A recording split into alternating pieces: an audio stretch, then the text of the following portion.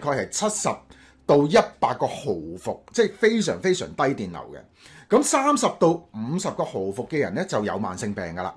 咁如果15到20毫伏嘅人咧，大部分都有癌症啊。咁大家 get 到健康嘅人70至100，慢性病嘅人30到50，癌症嘅人15到20。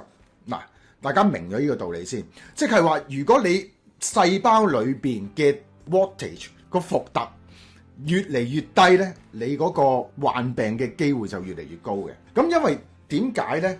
就係因為人體咧，由腦部控制，譬如你而家你隻手要喐啦，係由腦部傳送一啲好微弱嘅電流，跟住刺激到你所有神經啊，跟住佢就先會識喐噶嘛。大家諗到就係，如果呢個電流弱嘅話咧，我所有嘢咪開始唔 function 咯。即係譬如我個腦想隻手喐啊，佢又喐慢咗咁樣。呢個就係其中一個道理嚟嘅。咁 PEMF 咧就可以將你嗰個傳遞嗰個 signal 咧加強嘅。佢個原理係咁樣樣嘅。PEMF 係利用電磁嘅電磁場啦，就將你個細胞裏邊咧有一個叫離子通道嘅，佢就將你個細胞不停喺度激活佢。每一個細胞裏邊咧其實係有個正嘅電荷嘅。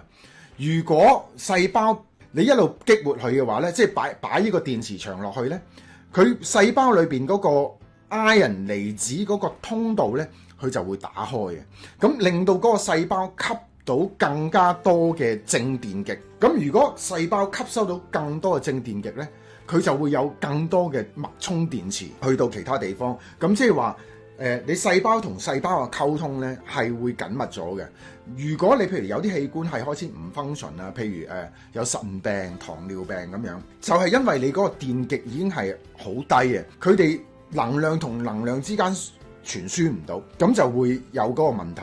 咁 PEMF 咧，佢唔係直接擺啲電入去你身體，只不過係佢用個電磁嘅能量咧去激活翻你個細胞，等你個細胞可以吸收到更多嘅正電極。因為你個離子通道，細胞離子通道打開咗，咁你個細胞個正電極多咗，咁你個細胞運作好咗，咁你就可以將頭先我話嗰個正電極70到100伏嘅人，毫伏嘅人咧係比較健康，30至50就有慢性病，你就將30到50推返去70到100，個原理就係咁樣樣嘅。咁 PEMF 最主要係可以改善到啲咩東西咧？其實有幾大個範疇嘅，就係可以改善你嘅能量啦，尤其是所有嘅傷口愈合、炎症、所有嘅痛症。